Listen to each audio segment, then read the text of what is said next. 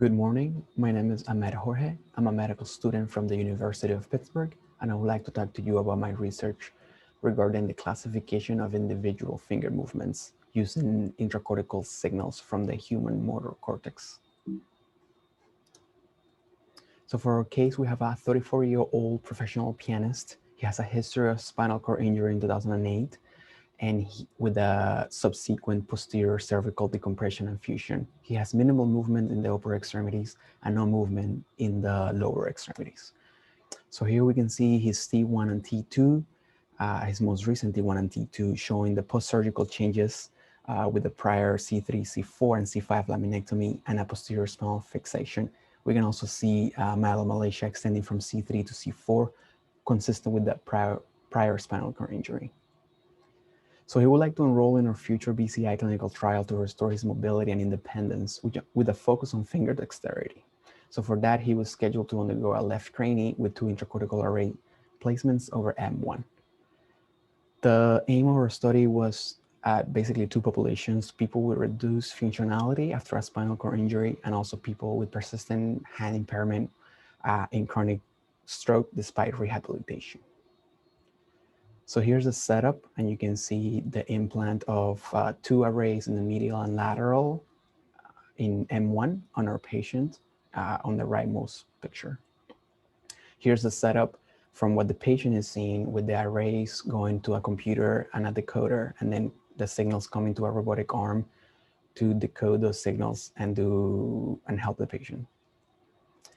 So motivation for what I'm doing is that previously the patient was able to control this robotic arm for gross hand movements that you can see on the video perfectly fine, translating objects from one side to the other, even controlling 10 degrees of freedom on gross movements on the arm.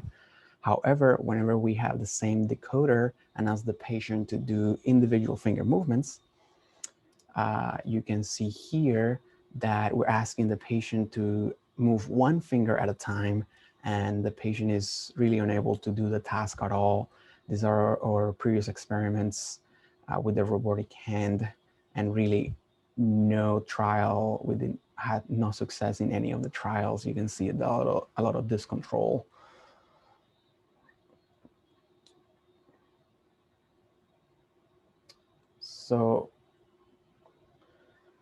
So I wanted to look at the problem in a different way with a different decoder. I was in charge of the experiment concept and design, the programming, the setup, the data collection, troubleshooting and analysis, and of course the writing of our manuscript that you can access in the journal Neurosurgery.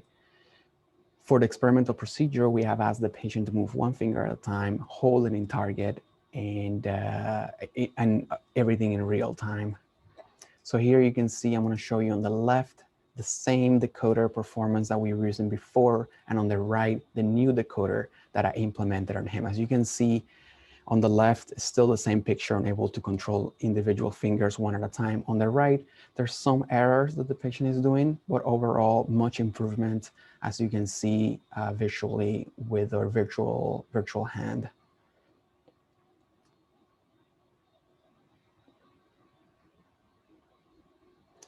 So the next step will be to understand if this carries out to other days, and it does. Here you can see on the left, this old linear decoder that we were using had an accuracy of about 20%. With the new decoder, we had an accuracy of 61%. And remember, chance level here, it's 20% since all the degrees of freedom were given the patient. So we wanted to understand why is it that we're not achieving 100%. And for that, we're using this accuracy per finger table. You can see here, the patient is really good at decoding index and thumb. So whenever we ask him to do an index movement, he always does the index movement. And similarly for thumb, abduction, adduction. However, the errors are coming up with middle and ring finger movements. As you can see here, we can call this, they're coupled, which obviously raises really interesting questions for our neuroscience colleagues.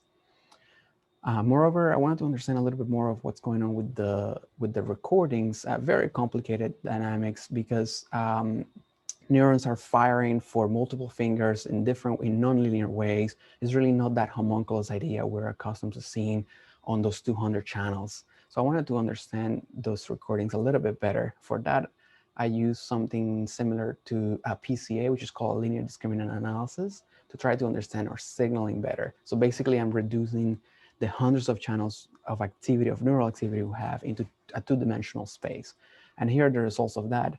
This is a trajectory of each finger as the patient is actually controlling the fingers, that flexion movement. And you can see here, really interesting how we can see some homunculus organization in the M1 area in this dimensional space, where you can see thumb, index are being organized in that top area, and then middle ring and pinky are organized in a different way. So future aims, here we have our patient actually controlling an exoskeleton. This is the progression of our experiments, where he can actually control his actual hand to perform any activity that he will desire, opening a door, tying his shoelaces, playing the piano, feeding himself a burrito perhaps. And this is all possible from all this new way of analyzing this data and looking at this data in a different way.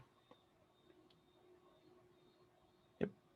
So that's, then obviously all other implications. We have 9 implanted patients nationwide with this type of cortical arrays. This has applications for spinal cord injury patients, stroke patients.